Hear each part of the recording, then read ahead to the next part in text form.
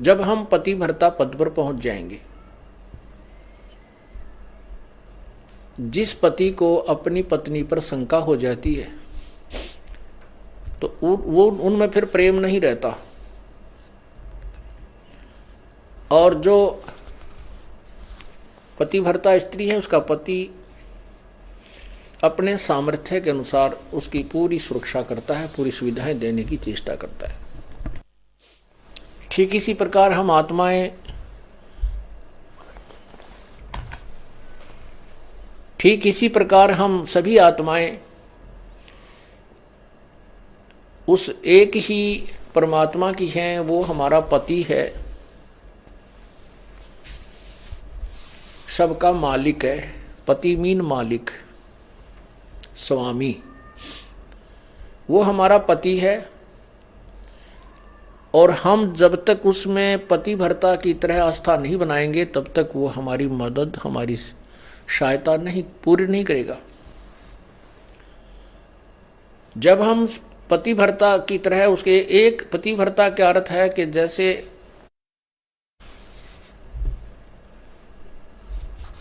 अपने पति के अतिरिक्त किसी भी परपुरुष में आस्था ना हो, चाहे कोई कितना ही खूबसूरत हो, कितना ही धनी हो, चाहे वो कितना ही चटक मटक हो, हमारे मन में दोष नहीं आना चाहिए। और एक अपने पति पर हमने श्रद्धा रखनी चाहिए, उसमें आस्था रखनी चाहिए, तो हम पतिव्रता। पतिव्रता का अर्थ ये भी नहीं होता कि पति के अतिरिक्त सबका अनादर करे, किसी का अनादर नहीं करना। जैसे जेठ जेठानी घर में होते हैं, जेठ है, जेठानी है, देवर देवरानी है, ननंद है छोटी बड़ी, सास ससुर हैं, इन सबको यथोचित सत्कार देना पतिव्रता का प्रथम कर्तव्य है। लेकिन जो समर्पण अपने पति में होता है वो किसी में नहीं हो सकता, नहीं होना चाहिए, तो हम पतिव्रता हैं। तो उस ऐसे ही जब हम कबीर परमेश्वर के चरणों में आते हैं, हमें ज्ञान होता है, तो हम अपने परमेश्वर के अतिरिक्त किसी के से अपनी मनोकामना पूर्णा की तरफ सपने में भी नहीं सोचेंगे, तो हम पतिव्रता है। ठीक है, हमारे कोई जैसे ब्रह्मा विष्णु महेश, देवता ऋषिजन संतजन कोई भी हैं, आदरणीय हैं, लेकिन पूजनीय नहीं है। जैसे पतिव्रता को अपना पति पूज्य होता है, उसी से को समर्पण करती है, तो वो समर्पण वो किसी को नहीं कर सकती, लेकिन आदर सबका करती है, वो आदरणीय है। इस भाव से जब हम प्रभु के चरणों में लगेंगे तब परमात्मा हमारी सभी मनोकामनाएं पूर्ण करेगा, अन्यथा नहीं करेगा। जैसे परमात्मा क्या बताते हैं, ज्यों पतिव्रता पति से राती, आन पुरुष नहीं भावे, बसे पीहर में सुरत प्रीतम में, ऐसे ध्यान लगावे। उसके विषय में क्या बताते हैं कि जो जैसे जब पतिव्रता जमी पर और जो रख है धर है पाँव, और समर्थ झाड़ू देत है कदे ना काटा लग जावे। परमात्मा आपकी कैसे मदद करेगा कबीर भगवान? जब हम पतिव्रता हो जाएंगे इसके प्रति, किसी भी देवता से, किसी इष्ट से, किसी भी भूत प्रेत से या कोई झाड़े लानियों से हमारी कोई लिंक नहीं रहेगा, बिल्कुल सोचा नहीं सपने में।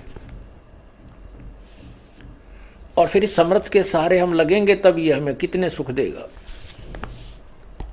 जब जो पतिव्रता जमी पर जो धर है पाँव, समर्थ झाड़ू देत है ना काटा लग जावे। जैसे पतिव्रता स्त्री कहते पानी को चलेगी पानी भरने के लिए, अर्थात अपने जीवन रूपी सफर में वो चलती है। आत्मा जो केवल एक इष्ट पूर्ण परमात्मा कबीर जी पर आश्रित है, उसके जीवन रूपी सफर में, जीवन रूपी रास्ते यात्रा में, यात्रा के मार्ग में वो परमात्मा समर्थ भगवान कबीर परमात्मा ऐसे झाड़ू देता है झाड़ू मीन हमारे आने वाले जीवन में जो संकट हो, पाप कर्म रूपी कांटों को वो साफ करता रहता है कि कहीं मेरी आत्मा को पीड़ा ना लगे, कोई दुख ना हो जाए। अब आपको थोड़ा सा परमात्मा की महिमा सुनाते हैं, पतिव्रता कैसे होनी चाहिए, अर्थात हम प्रभु पर कैसे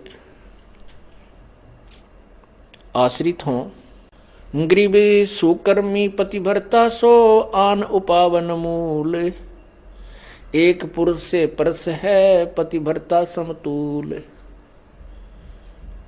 पतिव्रता का निष्कर्ष बताता हूं। आन उपावन मूल, बिल्कुल भी किसी और की पूजा नहीं करे, वो पतिव्रता आत्मा होती है।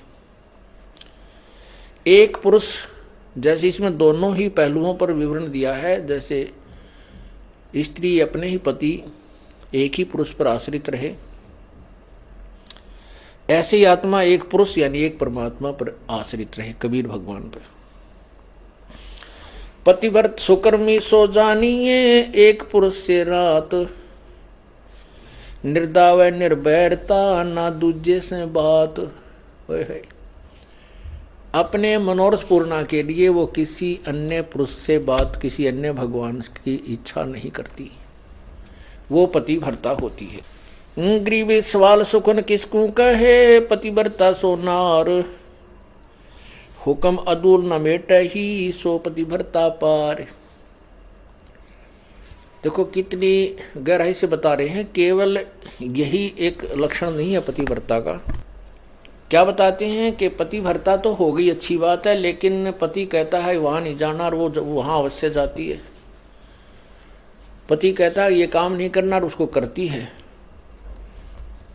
तो वो भी पूर्ण पतिव्रता नहीं है। इसमें यही समझाना चाहे, जैसे हम संत आपको आदेश देता है गुरुदेव के बेटा चोरी नहीं करना, बीड़ी नहीं पीना, मांस नहीं खाना, सिनेमा नहीं देखना, ब्याज नहीं लेना,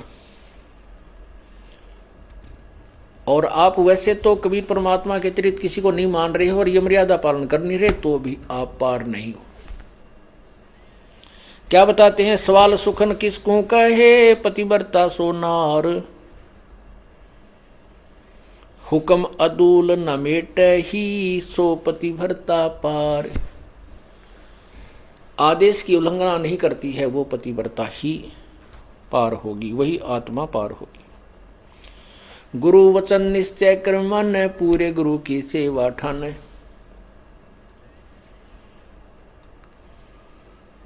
भाई जो गुरु वचन पे डट गे रकट गे फंद 84 के, कट गे फंद 84 के, कट गे फंद 84 के।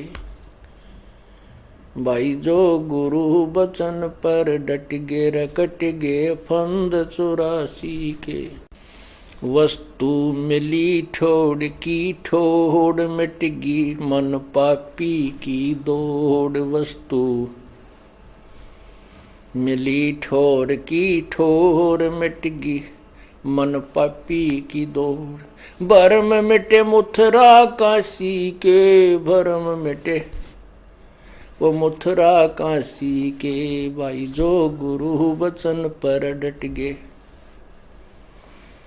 कट गे फंद 84 के। अब जो गुरु की आज्ञा का पालन करते हैं, सत्साधना करते हैं, फिर उनको वस्तु मिल जाती है जिसकी तरफ में वो घूम रहे थे। फिर वो मथुरा में भगवान रहता है, वहां परिक्रमा देने से भगवान मिलता है, वृंदावन जाने से मिलता है, काशी में भगवान है। कहते ये भ्रम हमारे फिर सब मिट गए।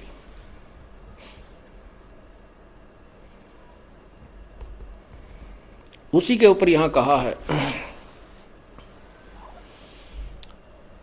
घर आंगन एक सारे है, वचन उल्लंघना होई। घर आंगन एक सार समझे, पतिव्रता अपने घर में रहे चाहे बाहर रहे, उसके आव भाव, उसका चलना बैठना उठना बोलना ऐसा ही रहे जैसे वो घर में रहती है, बाहर भी एक जैसा ही व्यवहार करे और वचन उल्लंघन ना करे। घर आंगन एक सारे है, वचन उल्लंघन ना होई, आन खसम से ओलने पतिव्रता है सोई। आन खसम यानी और अन्य पति नहीं बनावे, उससे ओलना माने आड रखे, पतिव्रता है सोई। आन खसम से हंसत है वो चंडी चोर चुड़ैल, जिनसे क्या घर बासे है, घर में बसे घुड़ैल। अब क्या बताते हैं परमात्मा कि जैसे कोई पतिव्रता स्त्री दूसरे पुरुष के साथ मजाक करती रहती है,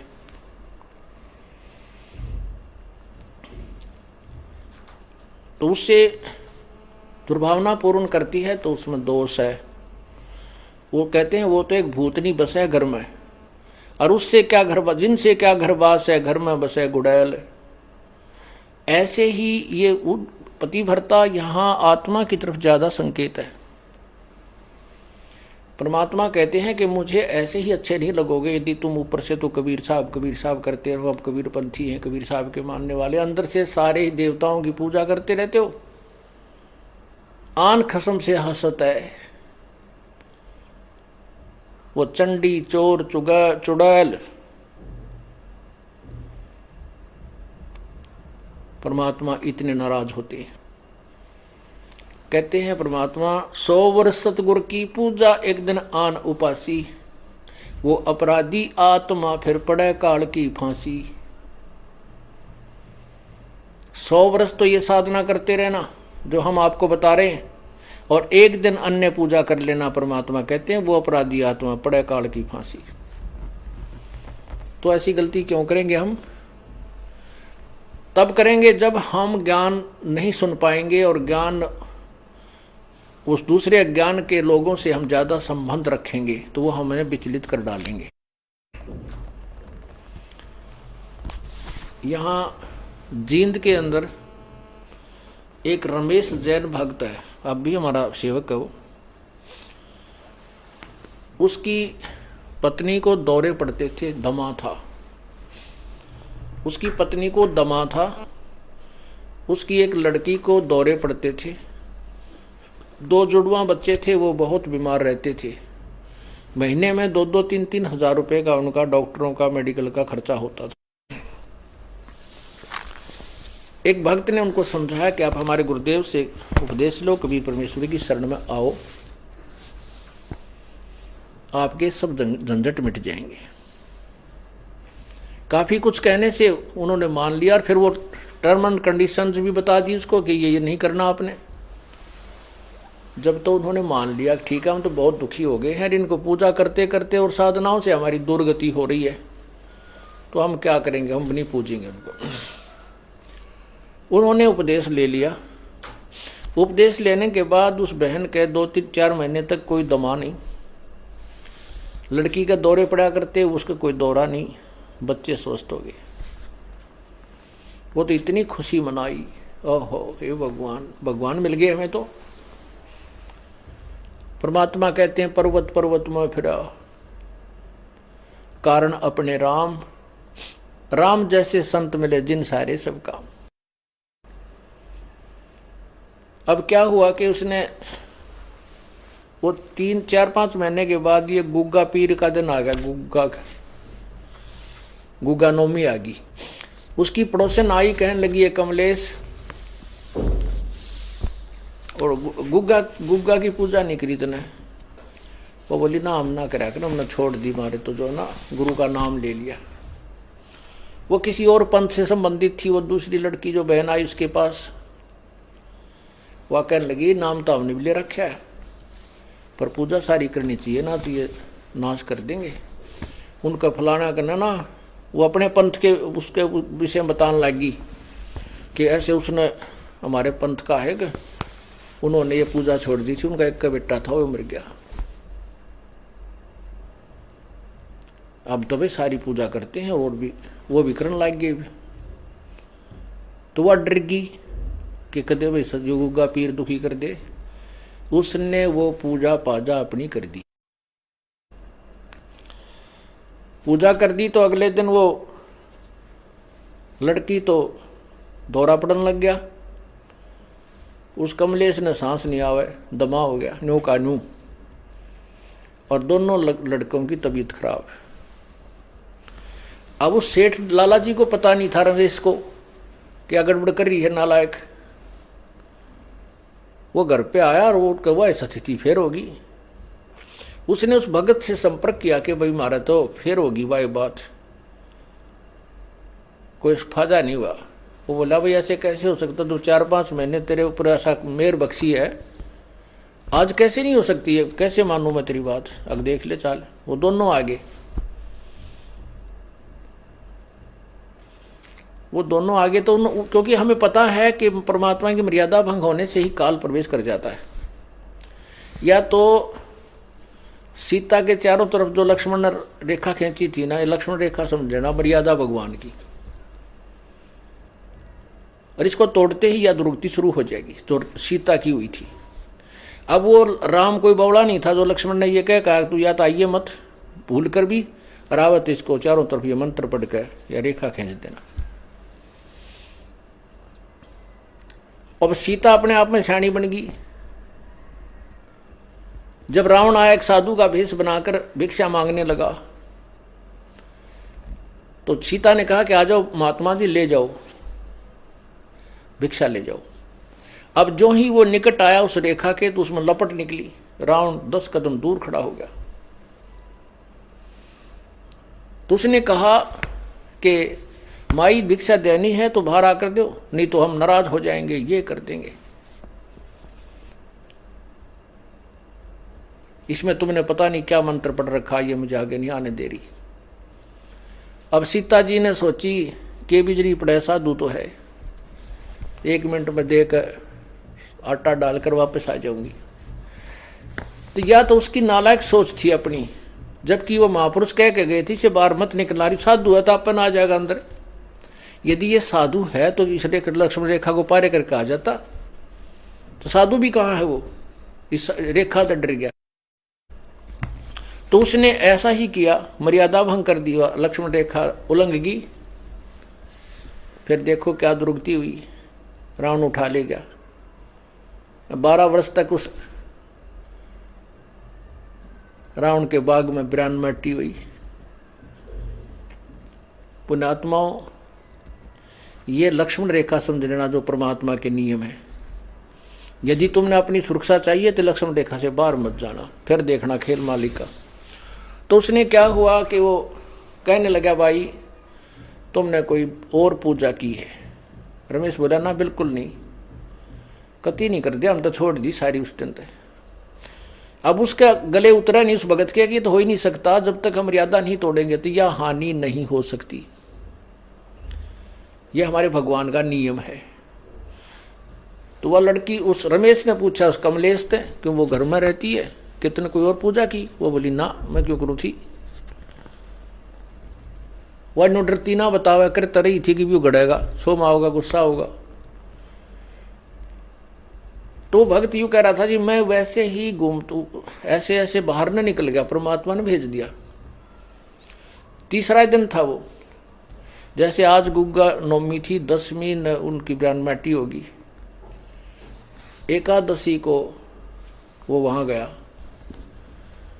तो घूमता घूमता पीछे को चला गया, बरंडे के साइड में, एक पिछली साइड में बरंडा था, बरंडे से रसोई के पीछे, रसोई बरंडे के अंदर खुला थी, पीछे उसके खाली स्थान था वैसे नीचे कच्चा। वहां क्या देखा कि एक थाली रखी पुरानी सी, और उसमें 2-4 जोत सी लगा रखी है आटा बना के। तो वो उसने कहा कि आ भाई रमेश आजा दिखाऊं तेरे को ये क्या है। कमलेश से पूछा कि वो क्या किया तने, वो क्या पूजा कर रखी है। फिर बताई उसने आने वाली, मैंने गुग्गा पीर की पूजा कर दी। वो भगत बोला वो गुग्गा फिर आ गया, थारा मुश्किल तक काटा था। यो गुग्गा फिर बुला लिया तने, मुश्किल से निकाला था गुरुदेव ने, परमात्मा कबीर जी ने। अब चाट ले इस गुग्गा ने, पूज ले। तो वो फिर लग गया वह पैर पकड़ने, वह कहने लगी भाई मैं तो माफी मांगूंगी गुरु जी तय। तो उन्हें कहा भाई माफी मांग परमात्मा से जाके पूर्ण उपदेश लो, तुम तो काम कति बिगाड़ दिया, थारी सुना तो सुना ना भी सुना। तो रमेश ने भी बहुत धमकाई हुआ बेबे, उसने सारी बताई जी मैं डरागनी थी और कोई आसपास यहाँ मेरे दूसरा सहयोग था नहीं जिसे मैं पूछूं अपने भगत था, वहां कोई भगत नहीं था। और मैंने सोची कि बिजली पड़ा है, एक दो बत्ती ला दूंगी, गुग्गा भी राजी हो जाएगा। इन गुग्गा राजी कर तांबरान माटी करवा रहे हैं। हमने एक ही प्रभु को प्रसन्न करना है। एक साधे सब सदे, सब साधे सब जावे, माली सींचे मूल को वो फले फूले अगावे। एक ही साधने से, एक ही पूजा करने से जड़ की तो पौधा परिपक्व बड़ा हो जाता है, वृक्ष बन जाता है, फिर आम के फल लगते हैं। यदि हम टहनियों की तरफ से उसको गाड़ कर जमीन में लाकर बैठ जाएं उगाकर, तो सभी पौधा ही नष्ट हो जाएगा। अर्थात शास्त्र विरुद्ध साधना करने से हमारा भक्ति रूपी पौधा बर्बाद हो जाएगा। तो क्या बताते हैं, 100 वर्ष सतगुरु की पूजा, एक दिन आन उपासी, वो अपराधी आत्मा फिर पड़े काल की फांसी। तो पुण्यात्मा फिर आए मेरे पास। जब हम छुड़ानी से जाते रहते थे, हमारे गुरुदेव भी छुड़ानी जाते थे, वो केवल इसलिए जाते थे कि वहां भक्त आते हैं, उन भक्तों को समझाया जा सकता, वो भ्रमित हैं सभी, वो यथार्थ ज्ञान से परिचित नहीं है। फिर उसके बाद हमारा उनसे मन मुटाव बन गया, क्योंकि गुरुजी शरीर त्याग कर चले गए थे सतलोक, और छुड़ाने वाले की जो क्रियाएं थी वो शास्त्र विरुद्ध थी, सदग्रंथ के विरुद्ध करते थे। हम जनता को सच्चाई बताते थे तो उनकी दुकान बंद होने के कागार पर आ गई। इसलिए उन्होंने हम नहीं सुहाए तो हमने अपना अलग से करौथा में आश्रम बना लिया। तो उस समय जब वो हम वहीं जाते थे तो थोड़ी ही संख्या में भक्त होते थे। 1995 की बात है ये। उसने फिर पुनर्उपदेश लिया, माफी मांगी कि जिंदगी में नहीं करूंगी। उसके बाद वो नाम दोबारा लिया, उसके बाद आज तक वो सभी सोचते हैं। बोलो सतगुरुदेव की।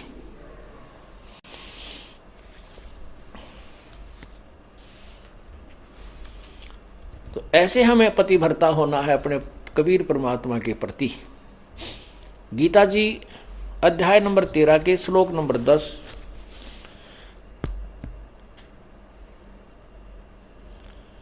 में भी यही प्रमाण है।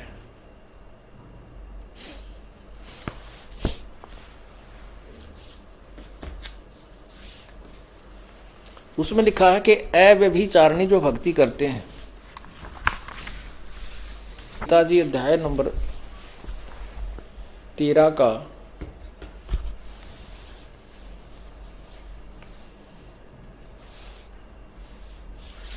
अध्याय नंबर 13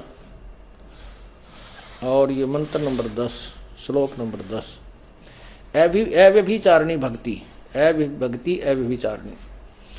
मुझको मई माने मेरी होती है, मुझ, ये ब्रह्म कह रहा है कि मुझको अनन्य योग द्वारा अव्यभिचारिणी भक्ति तथा एकांत और शुद्ध देश में रहने का स्वभाव विषाक्त मनुष्यों के विषाक्त समुदाय में प्रेम न होना, ऐसे 13 में लिखा, 11 में है मेरी भक्ति करे तो भी अव्यभिचारिणी करनी है। व्यभिचारिणी होती है जो एक व्यभिचारिणी लड़की उसको कहते हैं जो अपने पति के अतिरिक्त अन्य पुरुषों से संपर्क करती है, जिसको वैश्या की दर्जा दिया जाता है। तो यहाँ कहते हैं अव्यभिचारिणी भक्ति द्वारा मेरी भक्ति करे, और फिर तत्व ज्ञान के द्वारा, क्योंकि जब हम ब्रह्म की साधना किया करते हैं तो भी हमने उस पर आश्रित रहना पड़ता है। और फिर ऐसे ही सिमिलरली हम पूर्ण परमात्मा की जिस भी इष्ट की हम साधना करते हैं उसके प्रति हमें ऐसी श्रद्धा रखेंगे तो ही वो हमें लाभ देता है, कोई भी हुआ चाहे। तो यहां क्या बता रहा है कि आगे देखो 11वें में कहा कि अध्यात्म ज्ञान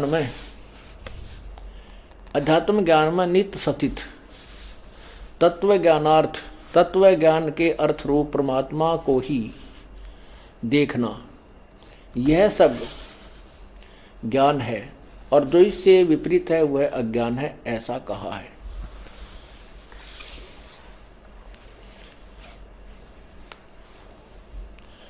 इसका क्या अर्थ है वैसे तो कि मेरी या किसी अन्य जिस भी भगवान की तुम साधना करते हो उसको अनन्य, ये अध्यात्म ज्ञान में और तत्व ज्ञान के आधार पर ये प्रमाण है कि उसी पर पूर्ण आश्रित आपने रहना चाहिए। अव्यभिचारिणी भक्ति से ही परमात्मा प्राप्ति होती है, इसका ये अर्थ है। तो क्या कहते हैं, आन खसम से हंसत है वो चंडी चोर चुड़ैल, जिनसे क्या घर बास है वो घर में बसे घुड़ैल। एक पुरुष अपना सही दूजा आन अनीत, अपने पति से राती ये और शिला सब भीत। सुकर्मी घर में रहे पतिव्रता सोनार, आन पुरुष से प्रीतड़ी ना रखिए घर बार। अब आपको भी संदेश दे रहे हैं परमात्मा कि जो स्त्री आपके अतिरिक्त किसी अन्य में आस्था रखती है तो वो घर में रखने योग्य नहीं है। और यहाँ इसी प्रकार परमात्मा कहते हैं जो मेरे अतिरिक्त किसी अन्य देवता को पूजेगा तो मैं भी उसको अपने घर में अपनी शरण में नहीं रखूंगा। ये आपको दोनों तरीके बता रहे हैं। अब क्या बताते हैं, जो पतिव्रता हो जाती है, सत्साधना करते हैं, पतिव्रता सुनी नहीं, कहते हैं फिर वो सुनी नहीं है, उसका रखवाला परमात्मा भगवान है। पतिव्रता सुनी नहीं रखवाले हैं राम, कल्प वृक्ष करुणामयी वो चौकी आठों याम। पतिव्रता यानी सत एक भगवान के ऊपर आश्रित जो पुण्यात्मा है वो पतिव्रता की तरह लगी हुई है। कहते हैं फिर वह सुनी नहीं है, उसके रखवाले हैं राम, पल पल पर मदद करेंगे। आप देखते हैं एक्सीडेंट के अंदर कहते हैं जी कति और एक ही जीप के अंदर 4 भक्त बैठे थे, एक बच गया, 3 मर गए। भक्त नहीं थे वो अन्य, केवल एक ही भक्त था।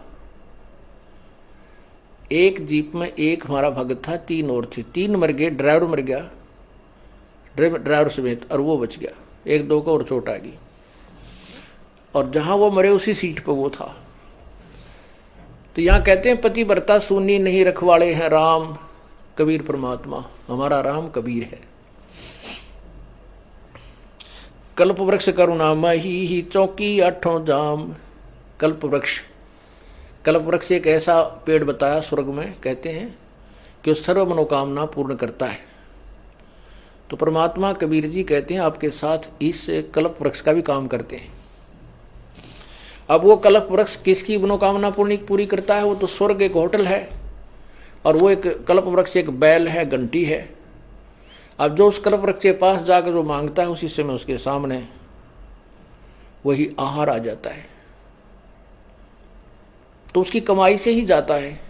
और यहां आपको परमात्मा अपने कोटे से भी देगा, कबीर परमात्मा। पतिव्रता सुनी नहीं रखवाले हैं राम, कल्प वृक्ष करुणामयी चौकी आठों जाम। पतिव्रता पानी चली, पतिव्रता पानी चली पन ही नहीं पाए।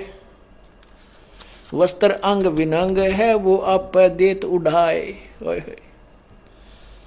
पतिव्रता पानी चली यानी सत्ता, जो पतिव्रता यानी सत्य परमात्मा की जो वो प्यारी आत्मा अनन्य मन से भक्ति कर रही है अपने एक इष्ट की, वो अपने जीवन किसी भी कार्यवश जाती है और उसके पास कोई असुविधा है तो तुरंत पूरी कर देता है।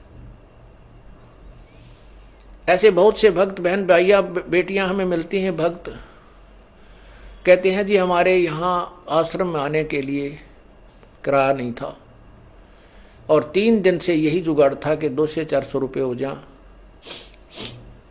मिल जाए तो हम आश्रम में जाएं। कहीं से भी, क्योंकि गरीब आदमी के साथ और ज़्यादा दिक्कत आ जाती है। कई बार ऐसी स्थिति परमात्मा पैदा भी कर देता है। उसका विश्वास दृढ़ करने के लिए।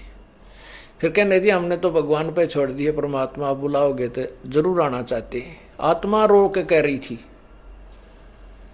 कहने लगी अगले दिन चलना था, उसी दिन सुबह चलने की तो कोई बात रही है को ना, किराए की व्यवस्था नहीं हुई।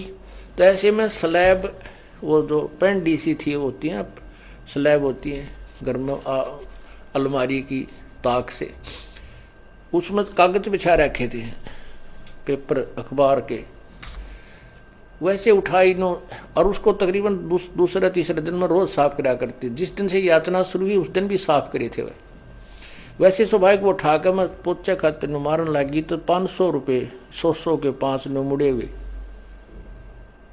ऐसे तय किए हुए, एक बार मुड़े हुए अन्नो रखे। मत गदगद होगी।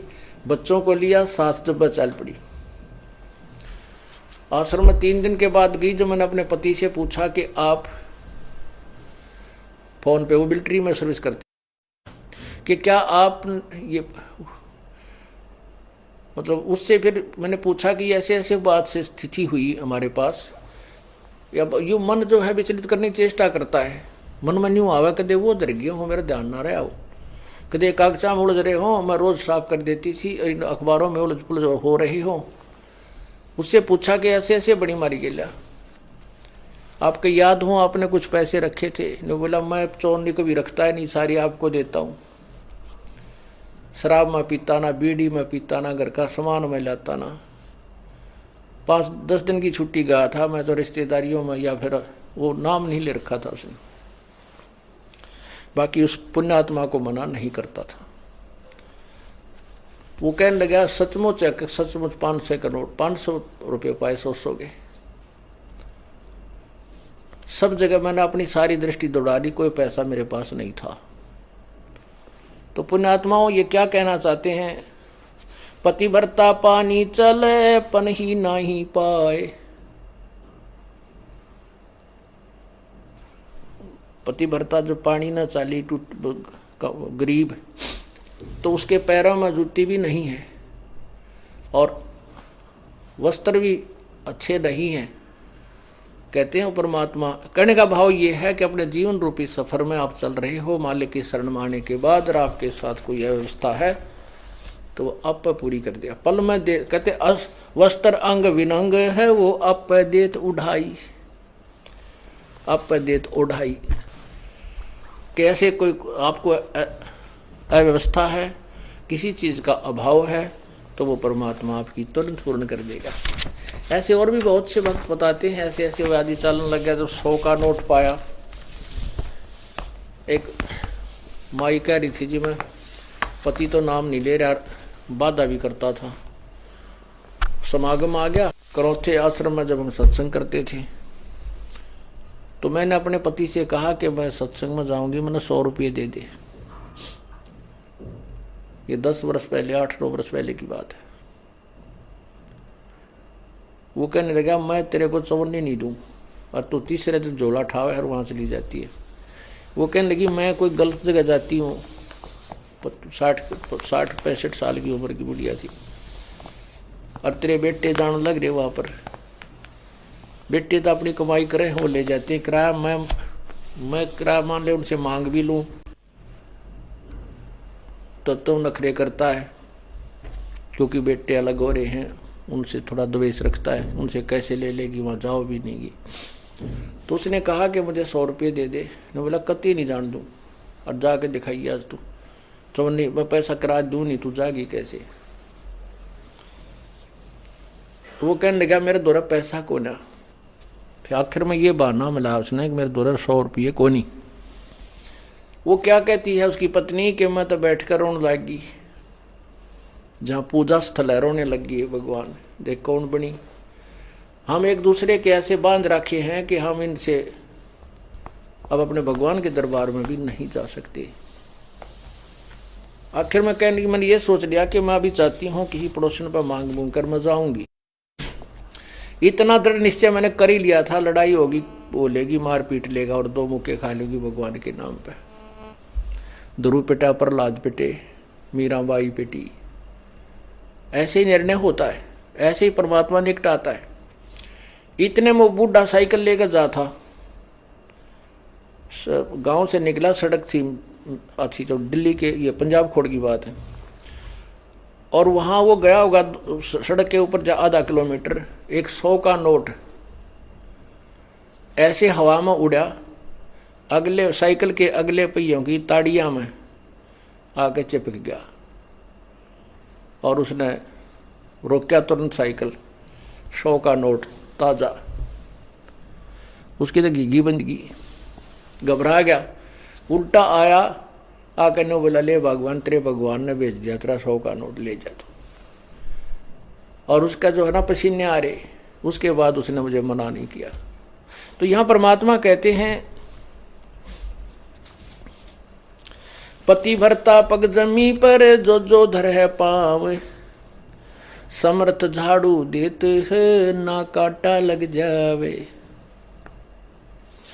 पति भरता भूखी रहे, यानी पति भरता को, यानी सच्ची उस अनन्य मन से पूजा कर रही भक्त आत्मा को कोई अभाव होता है, किसी चीज की आवश्यकता होती है और वो वास्तव में उसकी आवश्यकता है, तो कहते हैं पति भरता भूखी रहे वहां समर्थ घर सोच।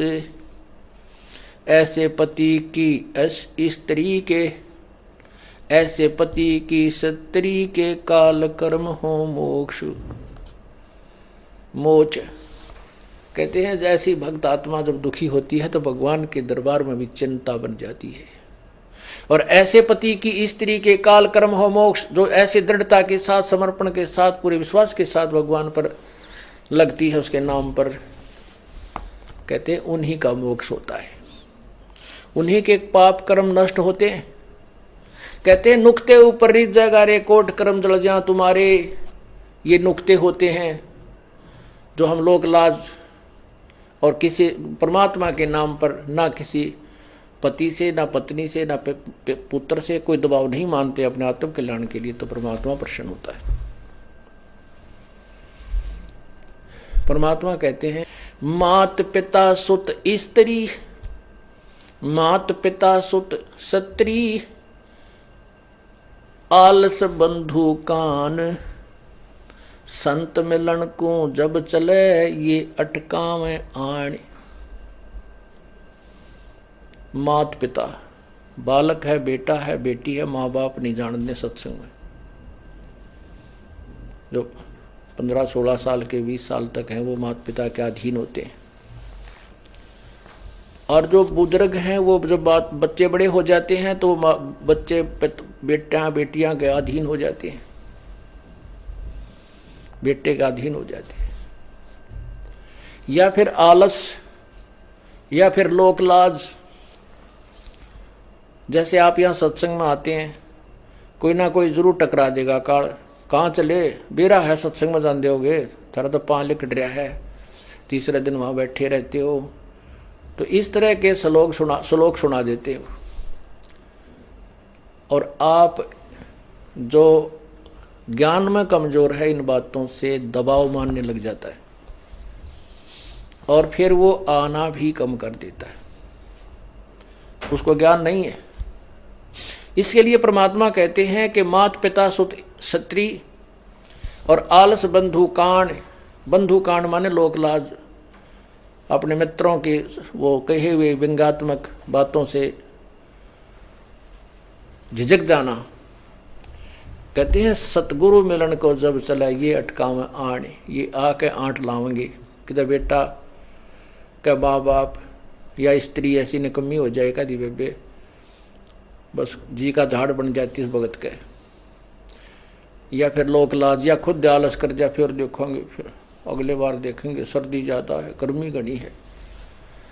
इनका अटकाया ना अटके जो सतगुरु दर्श को जाए, कहे कबीर सो संत है भाई आवागमन निसावे। कहते नुक्ते ऊपर रीत जगह। ऐसे हम थोड़ी बहुत भगवान के लिए पापीटिया करेंगे, संघर्ष करेंगे तो हमारे निकट आएगा, और केवल बात बनाते हैं परमात्मा या कोई भी क्रिया पूरी नहीं हो सकती।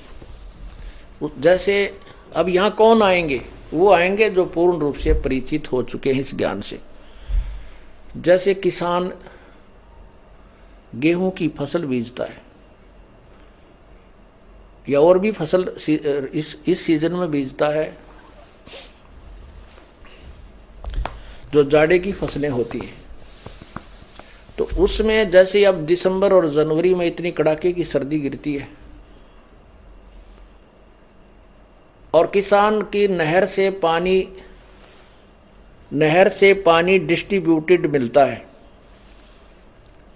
और वो रात्रि में दिसंबर या जनवरी के महीने में कड़ाके की सर्दी पड़ रही है, शीत लहर भी चल रही है, उसके पानी का नंबर आ जाता है रात में 12 बजे। जनवरी और दिसंबर के महीने में कमरों के अंदर भी रजाई ओढ़ कर खिड़की बंद करके जब हम सोते हैं और वो किसान उस शीत लहर की परवाह ना करते हुए,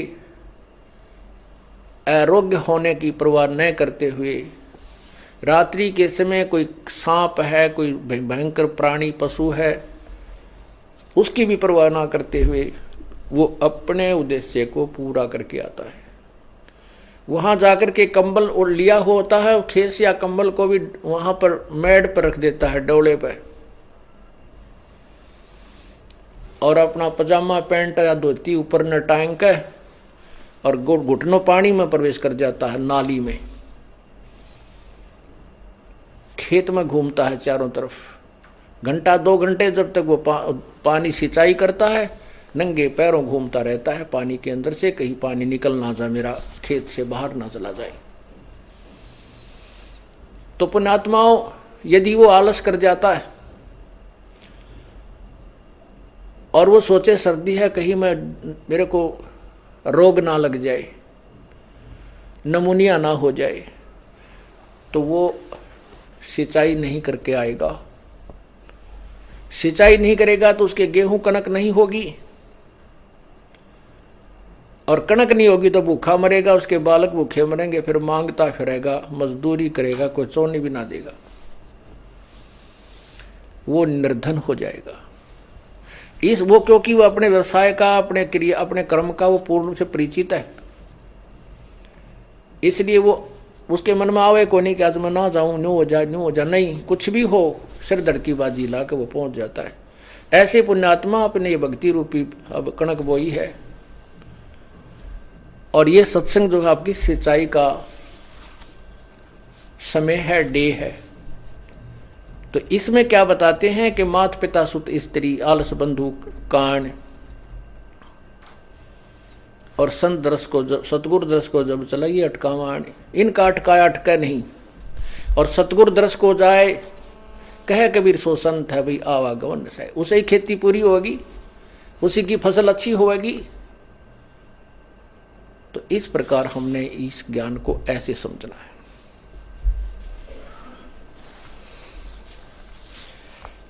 पति भरता बतियां करे, आन पुरुष मुख जोड़े, ओ साहेब भोतरे साथ है, वो पल में बैठे तोड़े। जैसे एक स्त्री अपने को किसी और पुरुष के साथ एक विशेष तरीके से बात करता हुआ को पति देख लेता है, तो वो उसे अक्षुब्ध हो जाता है। तो ऐसे ही वही परमात्मा बताते हैं कि यदि तुम किसी और इष्ट के आगे पाछत है, किसी देवता तेनो मंगत मांगते देख लिए भगवान ने, क्यों तो अंतर्यामी है, तुरंत पकड़ जाएगा। पति भरता बतियां करे, आन पुरुष मुख जोड़े, साहेब बहुत रिसात है, वो पल में बैठे तोड़े। परमात्मा बहुत नाराज हो जाता है, गुस्सा हो जाता है, और ऐसे हम किसी इष्ट अन्य इष्ट से को याचना करते हैं आगे पाछे थे, तो आपका कनेक्शन कट जाता है, पल में तोड़ देता है। वो तो अंतर्यामी है, उसका आगे छुपा ही नहीं, अंतर्यामी है, उसका आगे छुपा ही नहीं सकते हम कुछ भी।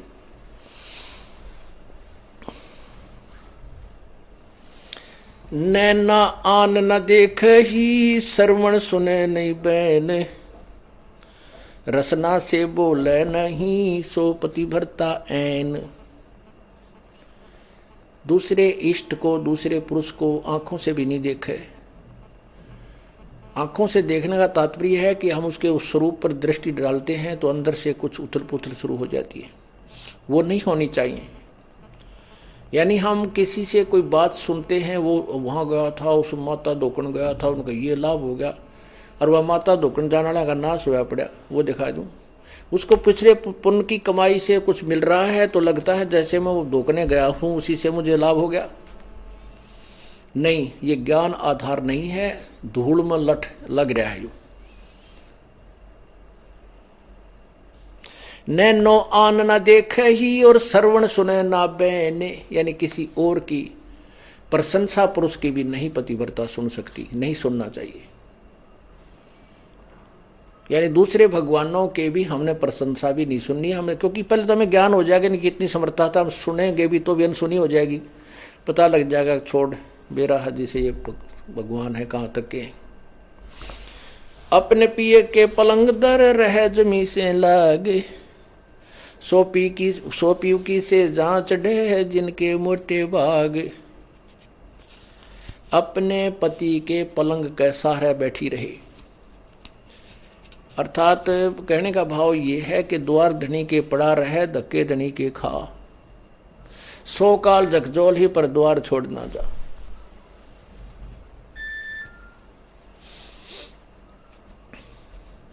अब कैसे बताते हैं, जैसे परमात्मा रुष्ट हो गया, पल में बैठे तोड़े, तो फिर उसके लिए क्या बताते हैं कि अपने पति के पलंग दर रह जमी से लाग, यानी 100 बार माफी मांगे और अपनी गलती को स्वीकार करे। या अर्थात हम केवल अपने परमात्मा कबीर जी के ही चरणों में दोबारा आ जाएं, जैसे गलती होगी क्षमायाचना करवा ले करे और अपना उपदेश दोबारा पा ले। और फिर उसने, उस व्यक्ति ने और उस बहन, उस आत्मा को अधिक प्रयत्न और अधिक जो है विश्वास पैदा कराना पड़ेगा भगवान में, तब उसकी सुनाई शुरू होती है। तो यहाँ कहते हैं अपने पिए के पलंग दर रह जमी से लाग, और 100 पति की से जांच है जिनके मोटे भाग। वही परमात्मा के सुख को प्राप्त कर सकेंगी वो आत्माएं। पति भरता और सुहेलड़ी सेवन अधिक अपार, पति भरता भाव नहीं ये चूम चटक सिंगारे।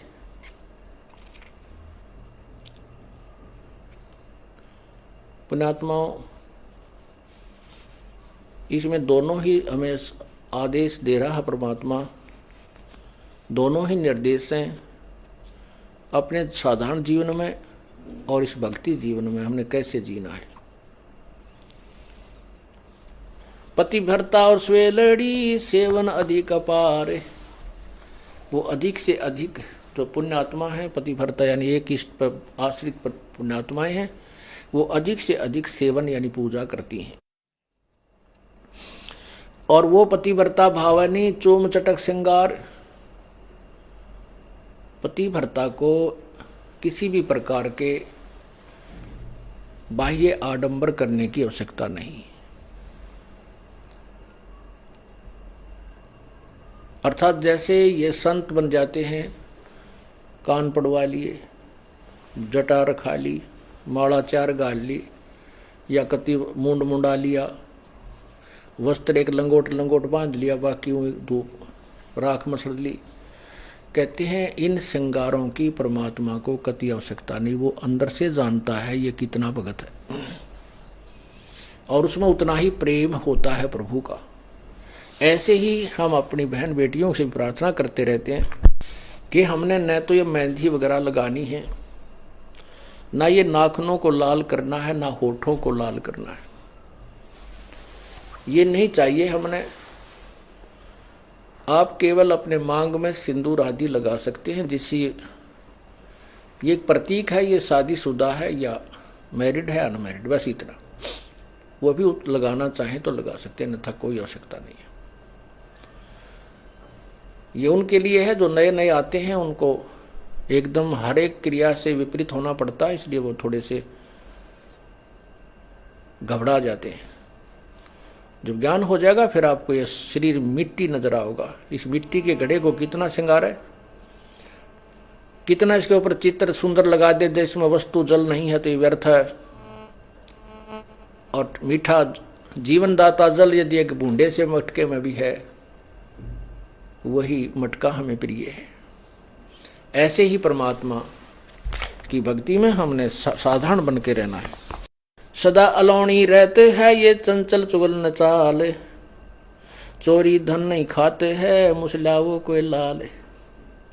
सदा अलौणी सी रहती है। अलौणी माने जैसे या वही हबावड़ी सी, ना डांड का दौड़ का, ना कोई श्रृंगार सिंगूर करती। जनता उन अन्य लोगों की जो भक्ति से विरुद्ध है, विपरीत सदभक्ति नहीं कर रहे हैं, उनको तो हम बावड़े से लगाएंगे। अलूने से, अलूने कहा ना अच्छा लूना तू है, बेसुरा सा पड़ा है। तो परमात्मा कहते हैं अकल अलूने दीखते ये सर्व अकल के मूल, हरदम रटे हरि नाम को ये झूल अनहद झूल। दुनिया ने ताम बिना अकल के लगे अकल अलूने। अकल अलूने माने मूर्ख। तीसरे दिन सत्संग में जाते हैं, दान करते हैं, पाठ करवाते हैं, हाँ, तो हम उनको तो कति मूर्ख लगे हैं कि ये काम छोड़ कर जहाँ है इनका नाश होगा, टोटा आ जाएगा इनके। अरे बोले आदमियों, कहते हैं परमात्मा कहते हैं चिड़ी चौंच भर लेगी नदी ने घट्टो नीर, दान दिए धन नहीं घटे कहते साहब कभी। अब दान कौन करेगा? अब हम अकल उन्होंने दिखते हैं, अकल उन्होंने दिखते ये सर्व अकल के मूल। हम तो बौड़े से लागा है जनसाधारण समाज ने, लेकिन ये संत जो इस तरह लग रहे हैं, ये सर्व अकल के मूल, इनके अंदर सारे ज्ञान की जड़ इन्हें प्राप्त हो चुकी है। ये सतभक्ति पर लग गए हैं, बुराई छोड़ दी है, तो ये तो सर्व ज्ञान के मूल इनके पास है। अब दान करने से हानि नहीं होती, ये उन्हीं को लगता है जो इस क्रिया से परिचित नहीं है। जैसे एक किसान खेत में गेहूं बोया था, गेहूं का बीज बीज रहा था, तो वो क्या करते हैं, एक थैला होता है, उस थैले को काख में टांगते हैं ऐसे टेढ़ा, और उसमें से मुट्ठी भर के और बैलों के पीछे हल्के पीछे बैलों से हल जोड़ के पीछे एक पाइप सी लगाते हैं। वो पाइप कीप की तरह होती है, ऊपर से ऐसे खुला सा, नीचे से पतली सी, तो उसमें से गेहूं डालते हैं ऊपर, मुट्ठी भर भर के थोड़े थोड़े दाने छोड़ता रहता है और हल चलता रहता है। वो गेहूं बो रहा था, बीज रहा था, गेहूं बीज रहा था। एक दिल्ली के रहने वाला, उसकी नौकरी लगी रूरल क्षेत्र में, देहाती क्षेत्र में, और वो पहली बार उस गांव में गया अपनी सेवार्थ। तो उस दिल्ली के बाबूजी ने कभी ये नहीं देखा था,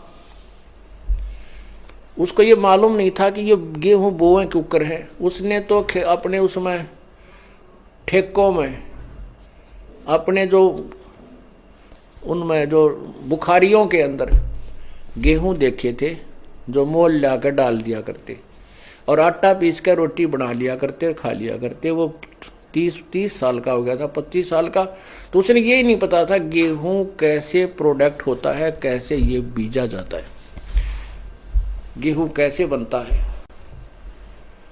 तो उस व्यक्ति ने जब देखा कि गेहूं को एक व्यक्ति उस पाइप का महाक है और उसमें डालता जा रहा है मिट्टी में, उसने 1-2 चक्कर किसान ने काटे, तब तक तो वो खड़ा रहा, देखता रहा। फिर उस किसान ने क्या किया कि वो गेहूं जो अलग रखे हुए थे एक बोरी में, उसमें से फिर थैला ठोका जो काख में टांग रखा था और फिर चल पड़ा। तब उसने कहा, उस आदमी को पक्का हो गया कि ये आदमी तो मूर्ख है, उस दिल्ली वाले ने किसान के विषय में उसके ने सोचा कि तो मूर्ख आदमी है, गेहूं ये तो खाने की वस्तु है और इसको यो मिट्टी में डाल रहा है, अच्छा पागल है, इसको समझाता हूं। तो वो किसान को कहने लगा, बाबूजी कि अरे भोले भाई बात सुन। कहा भाई, हाँ जी बाबूजी बोलो क्या बात है। तू ये क्या कर रहा है? तुझे पता है देश में पहले ही खाद्य सामग्री का बहुत अभाव है और आप इसको मिट्टी में मिला रहे हो गेहूं को। ये तो बहुत कीमती चीज है, इससे रोटी बनती है, आटा बनता है, तो क्यों इसको खराब कर रहा है? तेरी अकल खराब है क्या? उसने किसान ने सोचा ये बोतड़ू कितना आ गया, देख मुझे शिक्षा दे रहा है। वो कहने लगा बाबूजी मैं बर्बाद नहीं कर रहा, ये गेहूं जो मिट्टी में डालूंगा ये मुझे आबाद करेगा। काफी देर वार्तालाप होती रही। अब किसान उस मूर्ख के कहने तो थोड़ा ही उसे अपने प्रोसीजर को छोड़ देगा। फिर वो किसान कैसा, चाहे इसे ऐसे 100 मिले उसने दिन में गए। तो उसको समझाया कि ये आज जो मैं गेहूं इस मिट्टी में डाल रहा हूं, 1 एकड़ जमीन में 40 किलो बीज डालूंगा और ये 50-60 मन हो जाएंगे, 60-65 मन होंगे। आज मैं सिर पे रख कर लाया हूं इस बीज को, आज मैं सिर पे रख कर लाया हूं ये 40 किलो वजन को, और फिर इसको ट्रैक्टर की ट्राली भर कर ले जाऊंगा, गाड़ियों से ढोऊंगा, इतना इतना हो जाएगा। लेकिन उसके हलक में नहीं उतरी यह बात, उसके गले नहीं उतरी बाबूजी के कि देख कोई बात करता है, ये मेरे सामने मिट्टी में डाल रहा है, ये कैसे हो सकता है। फिर उसने बताया कि तुम आइए अप्रैल में, बैसाख में आना, फिर देखना, चैत बैसाख में। उसके तो वो फिर पहुंच गया। उसने जाकर देखा कि वो खेती हरी, वो तो जो ना, उसने तो उसको घास समझा था कि घास से भरा हुआ है पूरा एकड़। तो उसने फिर समझाया कि देखो मैंने एक दाना डाला, एक दाने का गुच्छा बन गया, 4-5 पौधे बने, और प्रत्येक पौधे में बाली लगी है, एक बाली में 50-60 गेहूं हैं। उसने ऐसे मसल के दिखाया। तब उस बाबूजी की संतुष्टि हुई। पुण्यात्माओं, ऐसे ही आज आप जो ये किसान हो गए हो इस भक्ति रूपी मार्ग के, या खेती आप बो चुके हो और उनके कहने से आप नहीं मान सकते, वो हमें मूर्ख कहेंगे, हमें वो अनजान दिखाई देंगे। कहते हैं परमात्मा कहते हैं अकल अलूने दिखते ये सर्व अकल के मूल। वो किसान उसने अकल अलूना दिखा था, लेकिन वो पूर्ण सर्व अकल का मूल था, उसको पूर्ण ज्ञान था ये कि इसके बिना गुजारा नहीं हो सकता। आज जो आप किस किराया भी देते हो यहां से वहां तक आने और जाने का, ये आप जनसाधारण को बर्बाद होता दिखा है, लेकिन आपको ये आबाद करेगा वो किसान वाला गेहूं ही समझो जो मिट्टी में डाला जा रहा है। और यहां आकर के आप दान पुण्य करते हो, ये भी आपका बीज है और यही आपको आबाद करेगा। धर्म तो धसके नहीं धसके तीनों लोक, और खैर आए तुम्हें खैर है कीजे आत्म भोग। धर्म बिना धापे नहीं ये प्राणी प्रपंच, आस बिरानी क्यों रत्न दिया हो तो संच। एक तो इंसान है गाड़ियों में चलता है, मोटर कार ले रखी है, एक इंसान है हेलीकॉप्टर लिए फिर रहा है, एक इंसान है जनसाधारण है, वो अपनी बढ़िया मकान बनाकर रोटी गुजारा कर रहा है, ठीक है। एक इंसान है कि कागज चुगता फिर रहा है, फटे पुराने कपड़े हैं। एक इंसान से दियो भाई, दिए बाबा, दिए बाबा। अब बाबा कितना देगा? 10 पैसे दिखाओ बाबा। परमात्मा कहते हैं कि देते को हर देते है जहां तहां से आन, और नहीं दिया वो मांगते फिर परमात्मा सुने नहीं कान।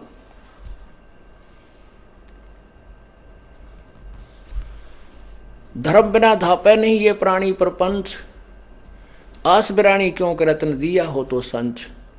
यदि पहले दान किया तो आज मिलेगा, अन्यथा चाहे सिर पटक ले, चाहे कितने किसी प्रकार की तू अन्य साधना कर ले।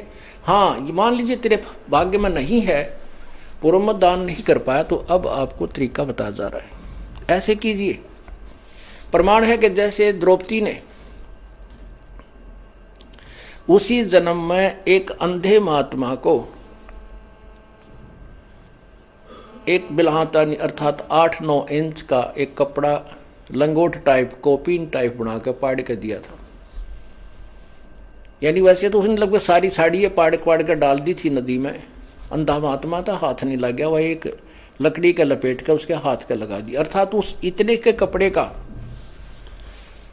दान का इसी जन्म में भी परमात्मा ने उसको लाभ दे दिया, क्योंकि वो सुपात्र को दान किया गया था। वो परमात्मा कहता है कि जो जन मेरी शरण है ताका हूं मैं दास, गेल गेल ला गया फिरूं जब तक धरती आकाश। ये द्रौपदी कौन थी? ये दुर्गा का अवतार थी। अवतार दो प्रकार के होते हैं, एक तो उस वही आत्मा आती है, एक उस आत्मा के वहां लोक की उसकी प्रिय आत्मा को वो अपने कार्य को के लिए भेज देती है। तो द्रौपदी उसकी प्रिय आत्माओं में से थी, और वो पहले भी सतयुग त्रेता द्वापर में भी त्रेता में भी जन्म हुए हैं उसके। तो उस समय परमात्मा आए हैं, उनको पहले भी सतभक्ति पर लगाने की चेष्टा की है, पर हम बीच में छोड़ छाड़ जाते हैं। उसी के लिए परमात्मा ने आकर के फिर उस दरिया में एक अंधे महात्मा का रोल किया। उसको पता था कि इसके ऊपर आपत्ति आएगी, काल इसको जरूर सजा देगा, क्योंकि उन आत्माओं को ज्यादा सताने की चेष्टा करता जो कभी परमात्मा के चरणों में रहे, क्योंकि उससे बहुत अक्षुब्ध हो जाता है। लेकिन वो परमात्मा यदि हम सच्चे दिल से उसको पुकार रहे हैं, और दूर होने का कारण दो होते हैं, एक तो गुरुद्रोही होकर हो, उसकी कहीं सुनवाई नहीं होगी। एक वैसे ही अनजानपने में गफलत में रह जावे, ना कर पावे, उसके लिए साथ परमात्मा फिर भी रहता है। लेकिन 92 माटी बढ़ गई तो द्रौपदी के उसी जन्म के किए हुए पुण्य का भी मालिक ने प्रतिफल दिला दिया। तो ऐसे जो आपसे पुण्य कराए जा रहे हैं, ये पूर्व जन्म आपके पुण्य नहीं है, इसलिए तो अब 92 माटी हो रही है आपकी। अब इसी जन्म आपको दे करके परमात्मा तुरंत राहत दे रहा है, और साथ में अपने कोटे से भी आपको दे रहा है। ये समर्थ है, ये पूर्ण परमात्मा है। तो क्या बताते हैं? गरीब सदा अलोनी रहते हैं, वो चंचल चुगल चाल। सच्ची आत्मा जो पुण्य आत्मा होती हैं वो, अर्थात वो पतिव्रता आत्मा, और चोरी धन नहीं खाते हैं, मुसला वो जो एक लाल। जो सच्चा भक्त होता है उसके घर में कोई चोरी करके न, पति या बेटा या कोई बेटी कोई भी ऐसा धन ले आओ, वह कभी स्वीकार नहीं करती, फेंक देती है कि ले जाए, इसने आता, नाश हो जाएगा अपने घर का, भक्ति बिगड़ जाएगी।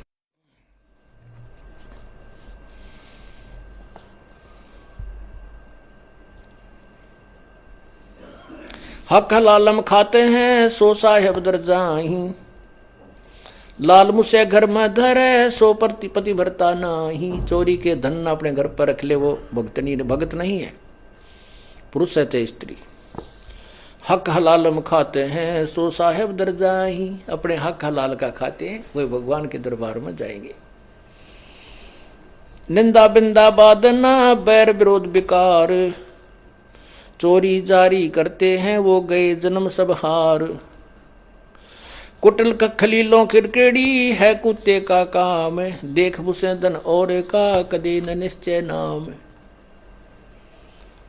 के तो दूसरे भगत होकर भी दूसरों को भक्तों को देखता है, उसके साथ मजाक करता है, स्वयं दान करता नहीं, दूसरे कहता है क्यों दुखी हो रहा है, क्या दरिया है इसमें, रोजाना ही है, इतना दान थोड़ा किया करते, फिर दांदरे काट है। कहते ये तो कुत्ते का काम है, भक्त का नहीं। गरीब कुटल खिलेलों किड़केड़ी है कुत्ते का काम, देख बुसैदन और का कदे न निश्चय नाम।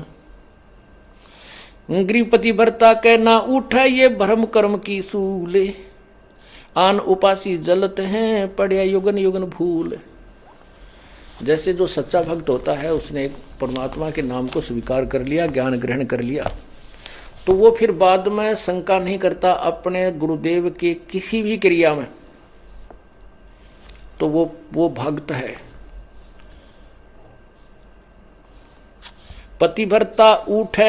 पतिभरता के ना उठे ये भरम कर्म की सूल,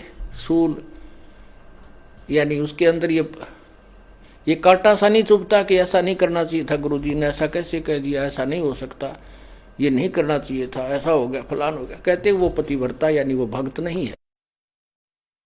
पतिव्रता के उठे नहीं, इस कर्म भ्रम की भूल, जो कर्म किया जा रहा है सतगुरु जो कह रहे हैं उसमें भ्रम पैदा करता है, उसमें अविश्वास करता है, वो दुष्ट आत्मा है। चाहे कितनी दान कर, कितनी भक्ति कर रहा है, नथिंग है उसके पास। जैसे काल उदाहरण दिया था आपको, भगवान की किसी भी क्रिया में हमें विश्वास नहीं होना चाहिए, तभी हम सफल हो सकते हैं।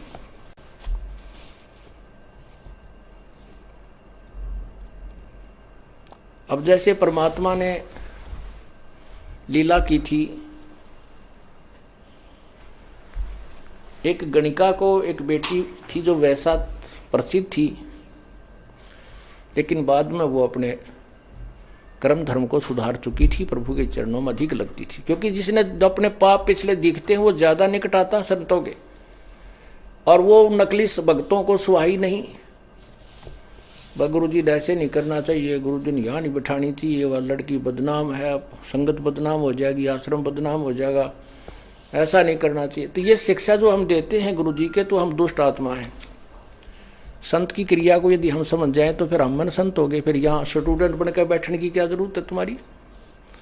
पुण्यात्माओं, जो भी आप बुद्धिमान ये हो जाओगे, नहीं हो तो धीरे धीरे परमात्मा बहुत झटके देगा, तो हम तभी वहां पार होंगे। कहते हैं कच्चा हीरा करच हो और नहीं सह घन भार, ऐसा यो मन हो रहा वहां लेखा ले दर करतार। हीरे को परखने की एक सिंपल एक विधि है, उसको ऐरन पर रख देते हैं, नीचे लोहे के प्लेट पर बहुत बड़ी भार है, एक मूसल सा होता है, और ऊपर से उसके घन ठोकते हैं। यदि वो खरोंच हो जाती है उस हीरे के, तो वो कच्चा हीरा एक आनेगा नहीं, और वो जोका क्यों है, उसके निशान भी नहीं बनता है, तो वो पक्का हीरा है, उसी की कीमत है। तो यहाँ परमात्मा कहते हैं कि कच्चा हीरा कर्च होए, कच्चा भक्त फिसट जाएगा। ये क्या हो गया, ऐसा नहीं करना चाहिए था गुरु जी ने, ऐसा नहीं होना चाहिए था, वहां पर कैसे हो गया। अरे पशु, आज तक तूने ये सीखा इतने ज्ञान में। तो परमात्मा कहते हैं कच्चा हीरा कर्च हो नहीं सह घन भार घन मार, ऐसा यो मन हो रहे तो लेखा लेकर तार। पक्का हीरा बनोगे तो कीमत है, कच्चे की कितनी। और परमात्मा कहते शीश तुम्हारा जाएगा कर सतगुरु को दान, मेरा मेरी छोड़ दे यूं ही गयो मैदान। शीश तुम्हारा जाएगा, और सिर के साटे हरी मिले तो भी सस्ता जान। हम छोटी से नुकसान को रोने लग जाते हैं। जो परमात्मा लास्ट में कहते हैं जिस तरह सिर दे के भी भगवान मिलता हो, तुझे गुरु संत सदगुरु मिलता हो, तो इन्होंने सोच ले कुछ भी ना गया। क्योंकि कोट शीश तन दे लिए यमराजा की भेंट, और एक शीश देकर देख ले अपने सतगुरु जी की भेंट। कोट शीश तन दे लिए यमराजा की फेंट, ये तो धकेत ले है, और एक शीश देकर देख ले सतगुरु अपने की भेंट। भेंट होती सब इच्छा से देना, और फेंट है झटके में, कोई फटकारा मार के, कोई झटका दे के, कोई किसी प्रकार खत्म कर देना। कहते एक शीश दे, शीश कैसे देना है, सिर सौंप्या गुरुदेव को सफल होया यो शीश, नतानंद इस शीश पर आप बसे जगदीश। शीश कैसे देना है, गुरु जी की आज्ञा का पालन करना है। गुरु जी कहेंगे शराब मत पी, बीड़ी मत पी, मांस ना खा, चोरी मत कर, ठगी ना कर, और ये साधनाएं मत करना। तो हमने उनकी प्रत्येक आज्ञा का पालन करना चाहिए। हमने वो ऐसा लगे कि ये ठीक नहीं है तो वो गलत है, उसको नहीं। क्योंकि हमारी बुद्धि इतनी अच्छी होती तो हम पहले ही चले जाते भगवान के दरबार में, या धक्के खाते ना अड़ते।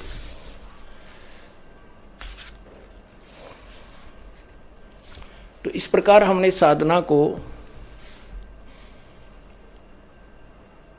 सच्चे दिल से करना है। अब सिर कैसे सौंपना होता है। एक शिष्य के 4-5 शिष्य थे, एक गुरु के 4-5 शिष्य थे, आश्रम में ही रहते थे। उन सबको शिक्षा दिया करते थे भाई गुरु के वचन की अवहेलना नहीं करनी चाहिए।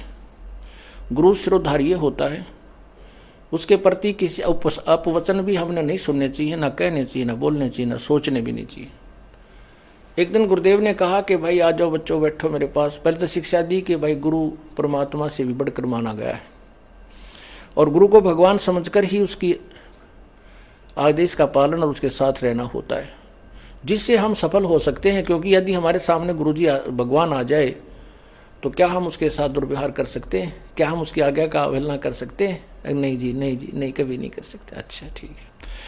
क्या हम गुरु भगवान को किसी ऐसी पीड़ा दे सकते हैं जो हमें, जो क्या दे सकते हो कोई पीड़ा? नहीं जी, भगवान की तरफ तेन हाथ भी ना कर जा। तो कुछ देर के बाद वो गुरु जी कहता भी मेरी आज्ञा है कि तुम 5-5 जूते मेरे सिर में लगाओ। आप सभी 5-5 जूते निकालो अपने और मेरे सिर में मारो। अब सब स्तब्ध हो गए कि एक तरफ तो गुरु भगवान होता है, दूसरी तरफ उसकी आज्ञा का पालन, वो भी उल्लंघन। अगर नहीं मारेंगे तो हम। तब एक भक्त ने काफी देर के बाद अपना जूता निकाला और गुरुजी के चरणों के निकट जाकर के अपने सिर में 5 मारे। संत जी ने कहा बेटा डांडी मत मारे, तेरे सिर में नहीं कहा, मैंने मेरे सिर में कहा है। तब उसने कहा गुरुदेव ये दास का शीश भी तो आप ही का तो है, आपके शीश पे मार रहा हूं। तब उसको सीने से लगा लिया। धन्य है बेटा, बुद्धि भी चाहिए थोड़ी सी इस भक्ति मार्ग में। अकलबंद एक घना, बिना अकल क्या लख। तो ऐसे परमात्मा कहते सिर सौंपया गुरुदेव को, सफल हुआ यो शीश। संत जी कह रहे हैं और नित्यानंद इस शीश पे आप बसे जगदीशी। मारा रहा नहीं उसका है, इसने मारो चाहे छोड़ो, रखो चाहे खत्म करो, तो काल भी अड़प लेगा किसी दिन। भगवान लेगा तो ठीक ठिकाने तो रखेगा, मनुष्य जन्म दे देगा तो किरा कित गधा बना के छोड़ देगा। इसलिए हमने अपने परमपिता पर पूर्ण विश्वास रखना चाहिए। पतिव्रता के ना उठे ये ब्रह्म कर्म की सूल, आन उपासी जलत हैं या पड़ी जुगन जुगन भूल है। और उपासना करते हैं, ये युगा युगा की भूल पड़ी हुई है।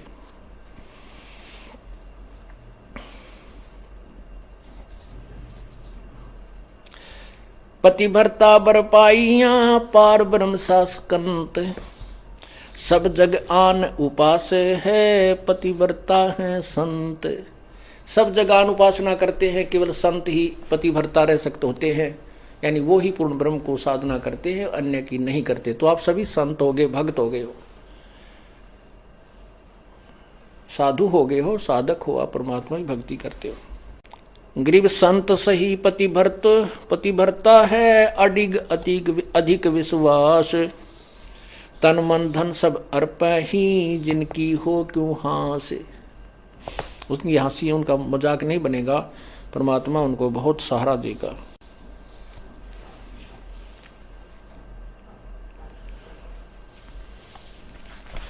जो भी हो रहा है कहते अपने सिर पे नहीं ले। संत भक्त मैंने उसको ऐसे कह दिया, उनका न्यू हो गया, मैंने उसको जोत बोलन की कह दी, उसका न्यू हो गया। नहीं, आप अपने सिर पे नहीं लेना, आपको भार बन जाएगा। राम करे सो होते हैं अपने सर नहीं ले, अपने सर जो लेवेंगे वहां मुगदर पड़ेंगे, मोगरे लागेंगे उनके।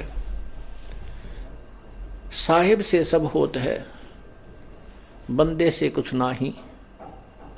वो राई से पर्वत कर दे, पर्वत से फिर राई। आपने देखा एक रोथा कांड, राई का पाठ बना दिया दुनिया ने, लेकिन उस सतगुरु के हुक्म बिना नहीं हो सकता था। अब उस पहाड़ को ये राई बना दिया।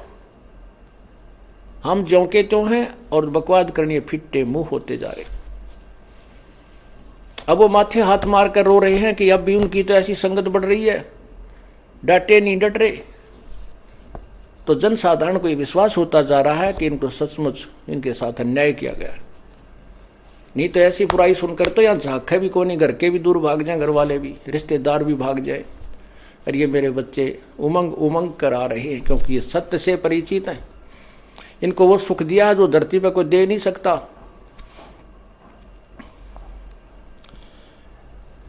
तो ये परमात्मा से दूर नहीं हो सकते। ये वही परीक्षा थी जो परमात्मा ने एक वैश्या को हाथी पर बैठाकर घुमाया था। नकली थे वह सब, भाग भूग गए 64 लाख के 64 लाख, क्योंकि उस समय अशिक्षा थी, शिक्षित नहीं थे। आज शिक्षा है, इस शिक्षा का अक्षर ज्ञान का प्रभाव है, ये आपके पास के प्रत्यक्ष प्रमाण है सारे। आपको टस से मस नहीं कर सका, इतना तूफान था। अब दृढ़ पेड़ होते हैं बाग में, वो नहीं टूटा करते, बोधे टूट जा। कितने आंधी तूफान से रोड डेली तेज हवाएं चले, वो दृढ़ पेड़ हो गए। आप क्या इस तूफान से टूटे नहीं, ये तोड़ने के लिए चलाया गया था। लेकिन जिसके परमात्मा कहते हैं बिरुआ, संत जी कहते हैं तुलसी बिरुआ बाग पर, तुलसी बिरुआ बाग में और सिंचत भी मुरझावे, राम भरोसा जो रहे वो पर्वत पर लहरावे। अब जैसे जो भगवान से दूर हैं वो तो कितने ही चौकसी रखो, उनका तो कभी ना कभी कड़च हो जाएंगे, पूरा परिवार का परिवार मर जाता है। और राम भरोसा जो रहे वो ऐसे स्थान, जटिल स्थानों पर, पेड़ पहाड़ों पर भी जहाँ पानी भी ना डटता, कहते वहाँ भी हरे भरे होकर लहरा रहे होते। राम भरोसा जो रहे वो पर्वत पर लहरावे। अर्थात आप भगवान पर विश्वास रखोगे तो आपको कठिन से कठिन आपत्तियों से भी आपका कोई कुछ नहीं बिगाड़ सकता। आप दूने फलो और फूलोगे। राम कहे सो होते हैं, अपने सिर नहीं ले, अपने सिर सो ले जो लेते हैं वहां मुगदर पड़ेंगे। रावण अपने सिर ले विभीषण ले ना कोई, 10 मस्तक रावण कटे वह लंकपति थे सोई। विभीषण को ज्ञान हो गया था, परमात्मा जब आए हुए थे मुनिंदर नाम से, उनको पूर्ण ज्ञान हो गया था। उन्होंने कभी अपने आप को अपने सिर पे नहीं लिया कि मैं कर रहा हूं। रावण ने अभिमान हो गया था कि मैंने साधना की, तपस्या की तो मुझे राज मिला। वो राज और 10 मस्तक रावण के कट्टे राज भी गया। और विभीषण ने तू ही कही भगवान आप ही आपका दास हूं, जो राखे तो ही रहेगा आपका बच्चा। उसको वो लंका का राज मिला। तो ऐसे पुण्यात्माओं हमने इस मार्ग को समझना है, परमात्मा विश्वास रखना है। बोलो सतगुरुदेव की जय।